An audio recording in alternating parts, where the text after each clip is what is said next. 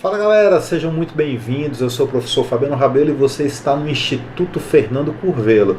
A ideia aqui, pessoal, é a gente iniciar um curso de raciocínio lógico de uma maneira extremamente descomplicada. Você pode ficar tranquilo que sim, você vai aprender raciocínio lógico. Mas para isso você precisa de uma base matemática forte, sólida e muito bem construída. Então, para você que acha que matemática não é para você, que você não nasceu para isso, eu vou começar a te provar hoje que você estava enganado.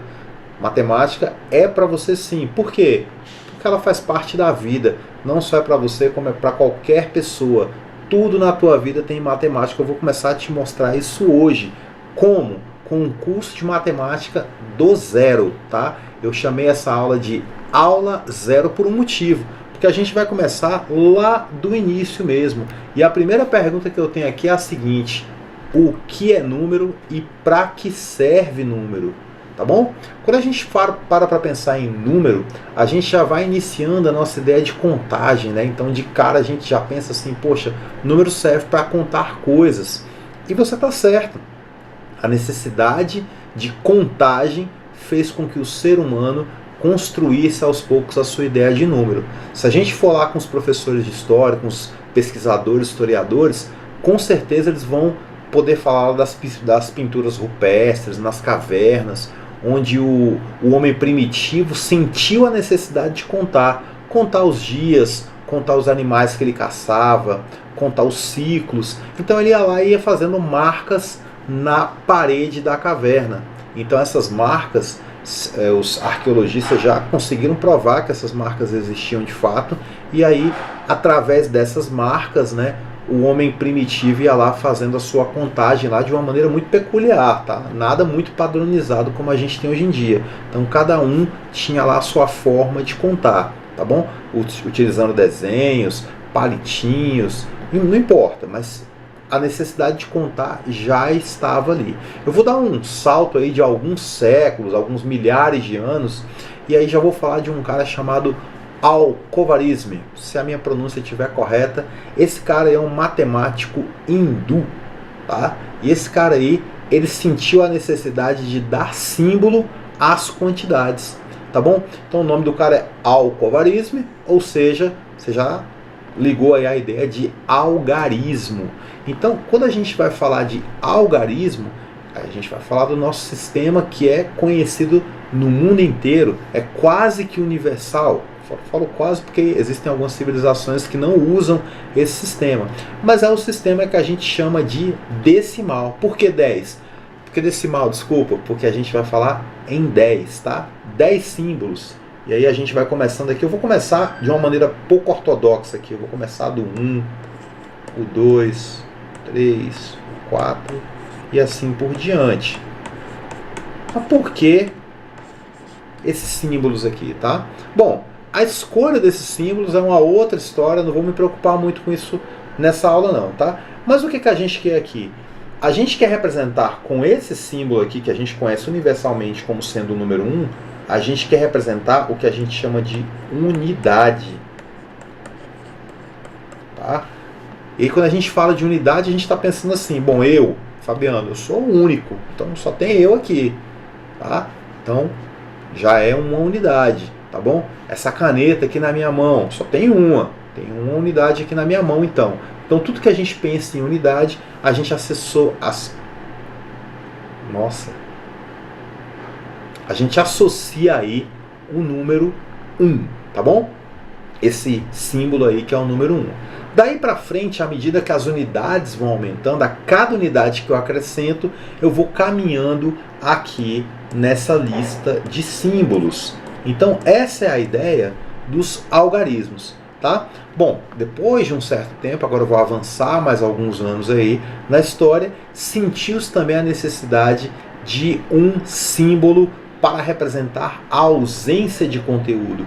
Essa ausência de qualquer conteúdo, de qualquer quantidade, é indicada simplesmente por essa bolinha vazia que a gente olha e a gente sabe muito bem que é o 0. Então, a cada grupo desse de 10, a gente começa um novo agrupamento. Então, quando eu vou representar uma décima quantidade, né, depois de 9 unidades, agora eu quero 10 unidades, então eu começo a associar símbolos desse grupo aqui. Então o 10 dessa forma fica assim, o 11 dessa forma, então, ou seja, é o 10 mais uma unidade, o 12 está aqui como sendo 10 mais 2 unidades, e essa é a ideia então que a gente vai ter para o nosso sistema que a gente chama de decimal. Então agora a gente já sabe muito bem o que é número, para que serve número. Esse número então serve para que a gente associe aí quantidades a símbolos, e aí vem todo um trabalho que a gente vai fazer com esses números daqui para frente. Bom, é muito interessante que a gente pense em ordem nos números, né? O conjunto numérico é um conjunto ordenado. E quando a gente fala em ordem, a gente está pensando em duas coisas muito importantes, dois conceitos bem legais. O conceito de antecessor e o conceito de sucessor. É legal a gente começar falando então pelo sucessor. Por quê? Porque a gente já começa pensando na unidade, né? Vamos lembrar aí do início dessa aula. A gente está sempre pensando na unidade. Então, quando eu tenho uma unidade, eu parto desse ponto. Se a ideia de número é contar, então eu só posso contar se eu tiver objetos, se eu tiver coisas para contar. Se eu não tenho nada, não faz o menor sentido. Então, a partir do momento que eu tenho unidade e chega uma nova unidade, né, para formar mais uma unidade, então eu vou pensar aí no número 2, por exemplo, que é o que a gente chama de sucessor do 1. E aí o sucessor do 2, a gente já tem uma noção que é, evidentemente, o 3. O sucessor do 3 é o 4. Tá? Dá pra gente chegar aqui e falar assim, Fabiano, o sucessor do 2 é o 4. Porque o 4 vem depois do 2. De fato, o 4 vem depois do 2. Mas ele não vem imediatamente depois do 2. Tá bom? E aí a gente já estabelece uma primeira ideia, que cada número desse conjunto tem apenas um sucessor, né? Pode ser redundante na língua portuguesa, mas em matemática a gente fala muito em um único, tá bom? Então, um único sucessor. Então, o número 1 tem um único sucessor, que é o 2. O 2 tem um único sucessor, que é o 3, e assim por diante, tá bom? Então, está compreendida aí a ideia de sucessor. Mas quando a gente pensa em antecessor, você vai falar, poxa, antecessor então é aquilo que vem antes. Então o antecessor do 4 é o 3, tá? Mas Fabiano, o 2 também vem antes do 4, o 1 também vem antes do 4. Não, veja bem, é o antecessor imediato, tá? Aquele que imediatamente antecede o número que está em questão. Então, quem antecede o 4 é o 3, quem antecede o 3 é o 2, quem antecede o 2 é o 1, e quem antecede o 1? Ninguém. Então, aqui fica um ponto interessante. 0 não é antecessor, tá, pessoal? Isso é muito importante. Então, todo número natural, né, que a gente vai, nas próximas aulas a gente vai entender o que é um número natural, mas todo número tem um único antecessor, à exceção do 1. O 1 é o único número que não tem antecessor. Tudo bem? Beleza? Sucessor. Todo mundo tem sucessor e tá tudo certo aí com a ideia de sucessor. E aí? Mas aí a gente agora tem, dentro desse conjunto infinito de números, a gente tem a ideia agora de par ou ímpar, né? Quando a gente pensa em par, a gente está falando daquilo que junta, né? A partir de duas unidades ali formam o que a gente chama de um par, tá bom? Então vamos pensar lá no namoro, no casamento. O que é um par, né? São as duas pessoas lá que estão naquela relação, tá certo? Então isso é o par. De 2 em 2 a gente vai tendo os pares. Bom, então dessa forma eu posso já ir colocando a ideia de que o 2 é par. O 4 é par, por quê? Porque com o número 4 eu tenho dois pares. 1, 2, um par. 3, 4, o segundo par. Tá bom? O 6 também é par e assim por diante. Então a gente tem aqui o que a gente chama de conjunto dos números pares. Isso aqui continua infinitamente. Tá bom? E o que são os ímpares no caso? Bom, a ideia de ímpar que eu gosto de usar nas minhas aulas é a seguinte. Um número ímpar, a gente vai formando os pares. Havendo sobra de uma unidade, sempre vai sobrar uma unidade quando você forma pares. Se sobra uma unidade, então esse número é ímpar. Vamos pensar então no primeiro, vamos pensar no exemplo mais fácil, que é o 3. O que é o 3 então? Você tem lá um par, que é o 2, né? Então você tem duas unidades que formam um par e sobra uma. Essa sobra, então, é o que caracteriza aí a minha ideia de número ímpar. Fabiano, mas o 1, a gente sabe, a gente aprendeu na escola que o 1 também é ímpar. Então o 1 é exatamente essa sobra, tá? O 5, o que é o 5 então? Os 5 são dois pares de 2, então você vai ter lá um par, outro par. Já deu 4 unidades, 2 pares. Sobra uma. Essa que sobra caracteriza esse conjunto aqui como um número ímpar. E assim vai até o infinito. Tá bom? Então você tem aí dois conjuntos de números dentro lá dos números que a gente está trabalhando nessa aula de hoje. Os pares e os ímpares. Fabiano, existe uma terceira possibilidade, uma terceira via aí? O número ser par, ser ímpar e, sei lá, e não ser nenhum dos dois? Não, não tem uma denominação para uma terceira opção. Par, ímpar, ou não tem. Ou é par ou é ímpar. Tá? Muito se discute aí nos cursos de matemática se 0 é par ou se 0 é ímpar, tá bom? Eu particularmente prefiro dizer que o 0 é neutro. Tá? Então não vamos entrar nessa polêmica se o 0 é par ou se o 0 é ímpar. É claro que números que terminam em 0 são evidentemente pares. Estou falando aí, por exemplo, do 10, né? Estou falando do 20 e assim por diante. Todos esses números aí terminados em 10 também são pares. Vamos seguir. Pessoal, agora quando eu vou falando aí em crescer nessa sequência de números, a gente já vai acrescentando unidades. E aí é que inevitavelmente surge a ideia de adição, tá bom? Então, de cara aí, a gente já vai pensar na adição como uma operação muito, mas muito trivial, muito tranquila, que a gente vai entrar na ideia de adição mais profundamente nas próximas aulas. Mas a ideia de hoje, vamos lembrar, tá? É do zero mesmo, vamos pensar só na ideia de número, tá bom? E aí a gente vai construindo os conceitos em cima dessa ideia de número. O que é a adição, então? O que a gente pode pensar como adição? Adicionar, somar, juntar, acrescentar. Tudo isso é sinônimo para adição. Então, quando você tem lá um conjunto de números, colocar aqui bolinhas, igual a gente fazia lá no tempo de escola, tá? Quem quiser comentar aí, colocar aqui nos comentários como é que era no meu tempo de escola. Eu aprendi com tampinha, aprendi com palitinho, né? Eu sou mais moderno, eu já aprendi com aplicativo. Depois vocês colocam aí, tá bom? Então você tem um primeiro conjunto aí, vamos chamar esse conjunto aqui de conjunto A, onde eu tenho aí 5 unidades, né? Dá para ver que a gente tem 5 unidades. Tem um conjunto B com outras, sei lá, 3 unidades, por exemplo. E eu quero um conjunto que junte tudo isso aqui, tá bom? Então não tem por que eu ter dois conjuntos, sendo que no conjunto A tem bolinhas, no conjunto B também tem bolinhas. Eu quero um conjunto que junte isso aqui tudo, tá? Vou chamar esse conjunto aqui, onde eu vou juntar tudo isso, de conjunto S, S de soma, tá? Então aqui vai ter tanto as 5 bolinhas do conjunto A, como as outras 3 bolinhas do conjunto B. E aqui eu tenho o meu conjunto soma, tá? Se a gente faz essa contagem, evidentemente nós vamos ver que existem aí 8 bolinhas. Isso é muito legal, porque a gente acabou de entender o que é de fato somar, né? É juntar quantidades, é juntar objetos. Claro, a gente vai juntar objetos de mesma natureza, tá bom?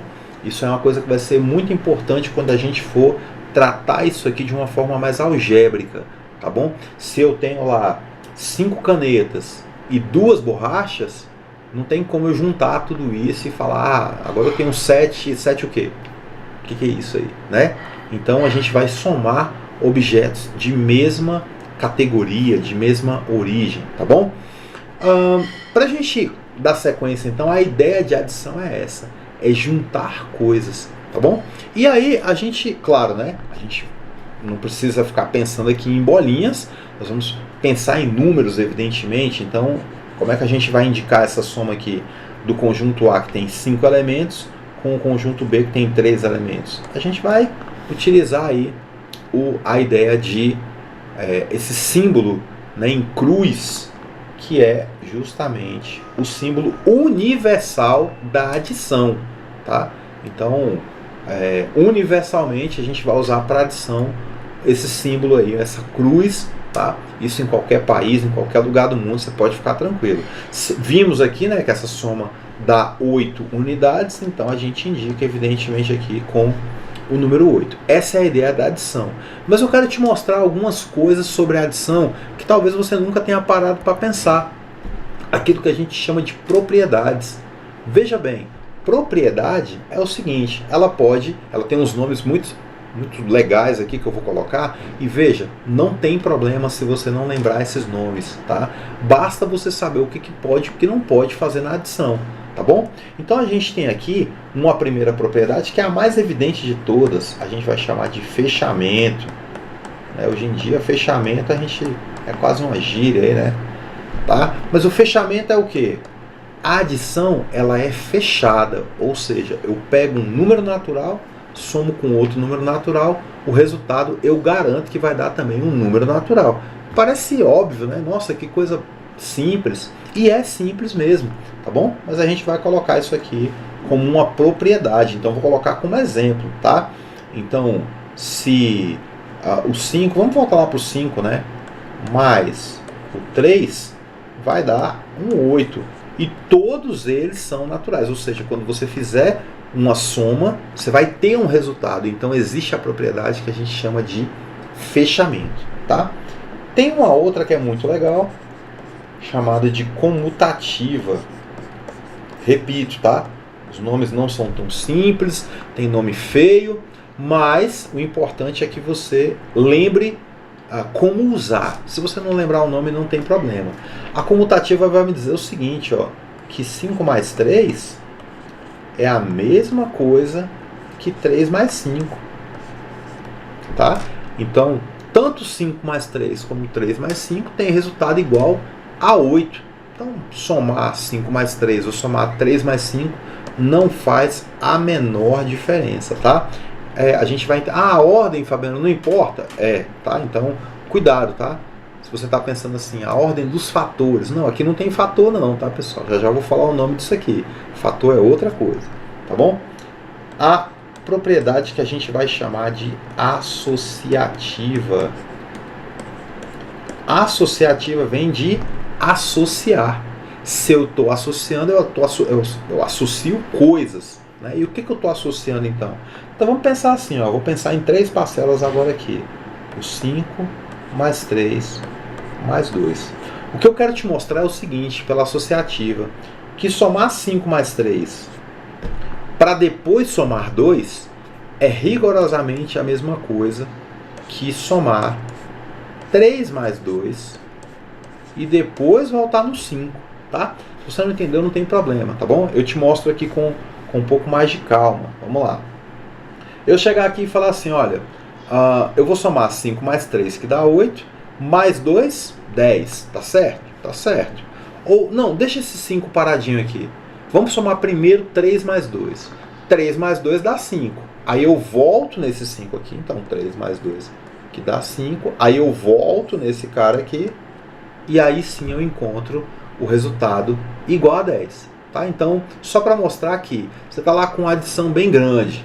Tá difícil somar? Vou te mostrar já no exemplo. Tá difícil pra caramba somar aquilo ali? Soma as partes mais fáceis. Soma as partes que você enxerga melhor. Tá bom? Vou dar um exemplo aqui assim, ó. Vou colocar 9 mais 3 mais 5 mais 7 mais 1 mais 5. Nossa, tá chato somar tudo isso aqui, né? Mas eu olho pra cá, eu vejo aqui, ó. Eu vejo um 9 mais 1. 9 mais 1 já sei que tá 10. Aí eu vejo um 3 e um 7. Opa, 3 mais 7 também dá 10. E eu vejo aqui um 5 mais 5. Esse aqui é mais fácil ainda, né? 5 mais 5 também dá 10. Isso aqui é 10 mais 10 mais 10, 30. Entendeu a ideia de associar? Então a gente não vai ficar usando parênteses toda vez. A ideia de associar é isso. Você pode ir nas parcelas que você quiser, não importa. Desde que você não esqueça ninguém, é claro, tá? Se você esquecer aí é problema, tá bom? E por fim, a gente tem a última propriedade aqui, que é a ideia de elemento neutro. Então abreviei aqui, mas é elemento neutro. O que é o elemento neutro? No caso da adição, o elemento neutro é o zero. Então 3 mais 0, ou, sei lá, 0 mais 3, tanto faz, continua dando 3. Tá bom? O zero aqui realmente não interferiu em absolutamente nada. Então quem é o elemento neutro é o zero. Tudo bem? Então tá aqui as 4 propriedades, as 4 características fundamentais de uma adição. Tudo bem? Vamos passar aqui para outra ideia que vem naturalmente, tá, pessoal? Quando a gente pensa em operações ou números, que é a ideia de multiplicação. Repito, tá? Nas próximas aulas a gente vai tratar isso aqui com muito mais detalhe. Essa aqui é uma aula 0, só para você ter um primeiro contato e ver que matemática é bem tranquila, tá? A ideia de multiplicação é a seguinte: quando você pensar em multiplicação, na verdade você está somando parcelas iguais. Parcela, Fabiano, o que é parcela? Nem apareceu essa palavra até agora, que agora apareceu a palavra parcela. Quando eu penso assim em 4 mais 4, eu tenho aqui o que eu chamo de duas parcelas, tá? Então uma parte e outra parte. A primeira parte é igual a 4, a segunda também. Quando eu somo as duas, eu vou encontrar aí 8. Mas veja bem, eu estou somando o 4 com ele mesmo, no caso, 2 vezes, tá? Eu vou dar uma melhorada nisso aqui, vou colocar aqui um 4, mais 4, mais 4 ainda, tá? Então a gente pode ficar somando 4 mais 4 mais 4 quantas vezes a gente quiser. Opa, quantas vezes? Ótimo. Se eu tenho aqui 3 parcelas rigorosamente iguais, vou escrever aqui a palavra parcela, tá? O que eu tenho na verdade é 3 vezes o número 4. Tá? Como é que a gente vai indicar esse vezes? Tá? Pode ser com esse xizinho ou pode ser simplesmente com um ponto, tá bom? Eu gosto muito de usar o ponto, mas também às vezes eu gosto de usar o xizinho. Então realmente depende da circunstância. Nessa aula de hoje eu vou usar só o xizinho mesmo, tá bom? Então o que é esse 3 vezes 4? É como se eu pegasse o 4 mais 4 mais 4, tá? Aí você vai falar assim: poxa, Fabiano, mas seria a mesma coisa de eu pegar o 3 mais 3 mais 3 mais 3. Porque 3 vezes 4 ou é o 4 em 3 parcelas, ou então é o 3 em 4 parcelas. Tá? Fabiano, ficou confuso. Não, volta lá no início. O que é multiplicar então? É somar parcelas iguais. Multiplicação nada mais é do que isso, é somar parcelas iguais. Olha, 5 vezes 7. Nossa, eu esqueci na tabuada, né? Que é aquela lista lá que você decora e tal, não sabe nem o que está decorando. 5 vezes 7. Poxa, tá difícil, não sei o que é 5 vezes 7. Tá complicado? Vai lá na sua cabecinha com calma e soma. 5 mais 5 mais 5 mais 5. Quantas vezes? 7 vezes isso. E aí você vai encontrar lá o seu 35. Mas 3 vezes 4 ou 4 vezes 3, que você está vendo aqui na tela, vai dar 12. Opa, eu acabei de ver isso aqui aonde? Lá na adição. Lá na adição a gente viu que 3 mais 4 ou 4 mais 3 seria a mesma coisa. Na multiplicação vale a mesma coisa, Fabiano? Vale. Vou te mostrar agora em propriedades da multiplicação. Boa notícia, todas as propriedades têm o mesmo nome. Então, você tem um fechamento. Você vai ter um fechamento do mesmo jeito que tinha lá na adição. Quer dizer o seguinte: eu pego um número qualquer, multiplico por outro número qualquer, o resultado continua sendo um número lá do nosso conjunto, daquele conjunto que a gente viu lá no início da aula, tá bom? Essa é a ideia de fechamento, tá bom? Vamos para a propriedade que a gente acabou de mostrar na tela anterior, que é a comutativa. Isso quer dizer o seguinte, ó, igual a gente viu na tela lá anterior, que 2 vezes 5 ou 5 vezes 2 dá rigorosamente a mesma coisa, tá bom? Agora a gente pode falar em ordem, a ordem dos fatores não altera o produto. Agora pode, tá? Porque o que a gente tem aqui, de fato, agora são fatores. Agora sim a gente tem fatores, tá bom? Então, realmente, a ordem dos fatores, essa ordem aqui, não altera o que a gente chama de produto, tá? Então, esse cara aqui recebe o belíssimo nome de produto. Então, estão aí as nossas, né, os elementos da nossa multiplicação. Vamos falar de propriedade associativa, porque se lá na adição tem associativa,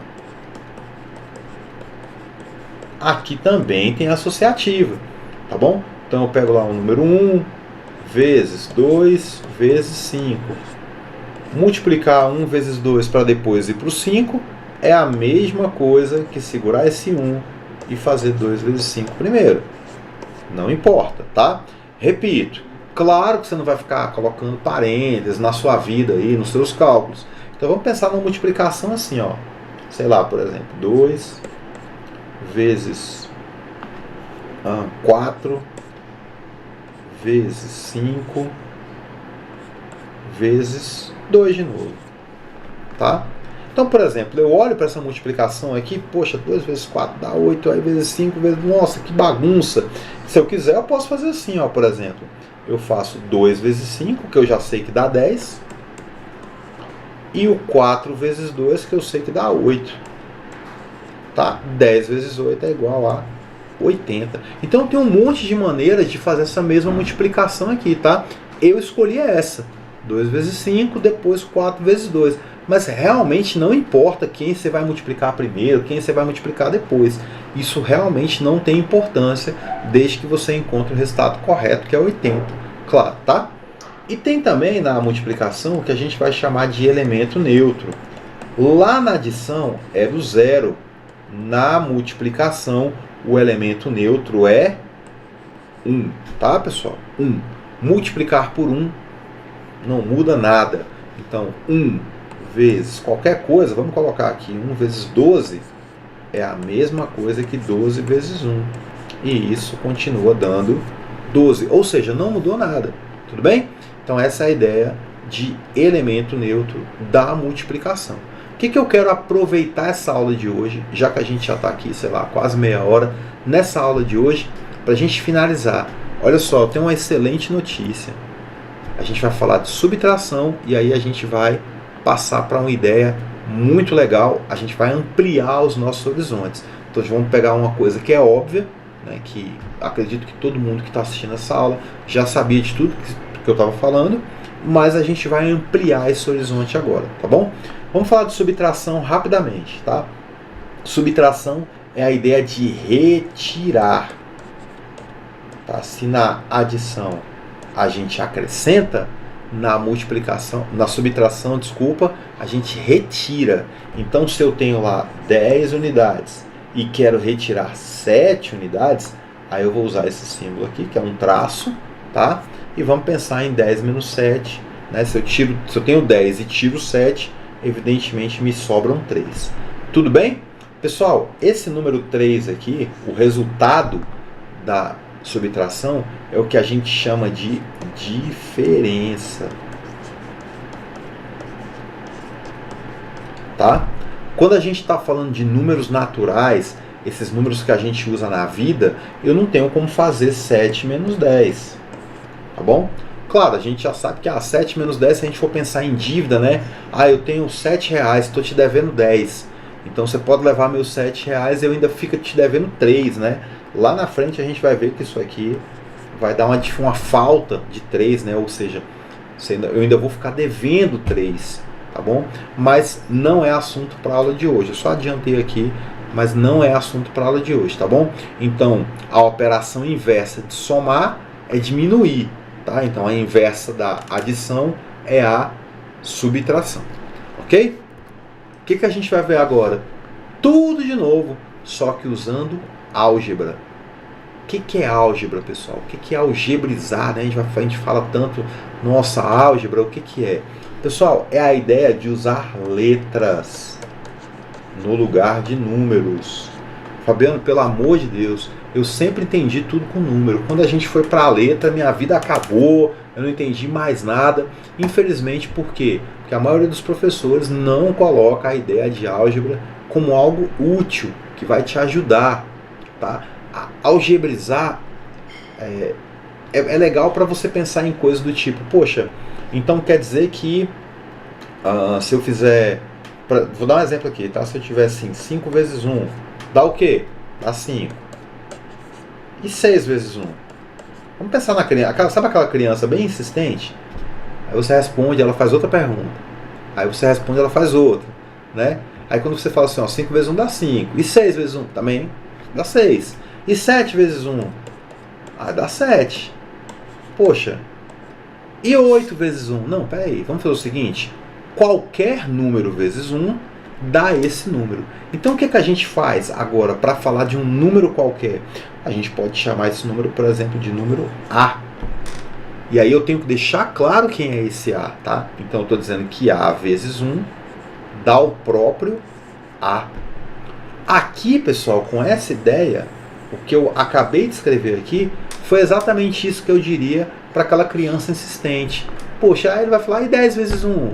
Dá 10. E 1 milhão vezes 1? Dá 1 milhão. Aí a hora que eu escrevo assim, ó, e qualquer coisa vezes 1? Continua dando a mesma coisa. Então, para que serviu essa ideia aqui algébrica, usar uma letra no lugar do número? Para mostrar uma propriedade, algo que vale para qualquer situação. Então, quando você olha para esse A, você pensa em quem no lugar dele? Quem é esse A? Esse A é qualquer número que você quiser, tá? Qualquer número que você colocar aqui vai dar certo. Se eu pensar no A como 5 vezes 1, continua sendo 5. Se eu pensar no A como sendo 90 vezes 1, continua dando 90. Essa é a ideia, então, de algebrizar, tá? Então vamos lá, vamos fazer o seguinte. Então vamos pensar aqui rapidinho. Vamos ver se eu acerto aqui. Ok, vamos pensar só assim. Voltando lá para a ideia de sucessor. Se eu tenho um número qualquer A, quem é que é o sucessor desse A? Vamos lembrar? A gente vai acrescentar. E se eu acrescento, eu estou pensando nesse cara mais 1. Então o sucessor do A é A mais 1. Quem é o sucessor do A mais 1? Para eu sair desse camarada aqui, desse primeiro, eu somo uma unidade. Aí eu chego aqui. E para sair desse cara, eu tenho que somar mais uma unidade. Ou seja, eu tenho que pegar o A mais 1 e somar mais 1. Só que a gente sabe que 1 mais 1 dá 2, né? Então, quem é que vem depois aqui? A mais 2. Então, essa ideia é muito utilizada em concurso. O examinador fala assim, vamos pensar em 3 números sucessivos. Opa, 3 números sucessivos. O primeiro é A, o segundo é A mais 1 e o terceiro é A mais 2. Tá bom? Então aqui eu já tenho a ideia de 3 números. Tá? Isso aqui, ó, em concurso aparece muito. 3 números sucessivos. Então, a gente construiu uma ideia algébrica aqui de adição. Uma ideia simples, boba de adição. Tá bom? Vamos pensar agora, pessoal, em como é que ficaria uma ideia de multiplicação. Uma ideia de multiplicação. Agora, a multiplicação, a gente poderia ter assim, por exemplo. Aliás, antes da multiplicação, deixa eu voltar, tá? Vamos falar de par e ímpar. Então, vamos pensar num número. Um número qualquer, N. Esse número é par ou é ímpar? Como é que eu posso escrever um número par? Vamos lembrar aqui que é um número par. São aqueles que a partir do 2 a gente vai contando de 2 em 2. Então, o 2 é par, o 4 é par. Não é assim? Então, ou seja, se o 2, o 4, o 6 e etc, etc, se todo mundo aqui é par, todos esses caras aqui formam grupos de 2. Então, o que seria um número par? Qualquer coisa vezes 2. Essa é a ideia, então, de um número par. Tá? O que seria um número ímpar, então? Aquele que sobra. Seria o par mais 1. Então, a gente tem aqui a ideia de número ímpar. A gente vai aprofundar isso nas próximas aulas. Tá? Então, o 2n aqui seria uma maneira algébrica de escrever um número par. E o 2n mais 1 seria a maneira algébrica de escrever um número ímpar. Tá bom? Então, dada essa ideia aí de álgebra, a gente pode fechar essa aula de hoje. Eu te falei, matemática pode ser simples, mas mesmo assim, ficou alguma dúvida? Coloca no comentário aí que eu vou ter o maior prazer em te responder. Eu sou Fabiano Rabelo e esse aqui é o canal do Instituto Fernando Curvelo. Aqui você é sempre bem-vindo. Até a próxima. Valeu!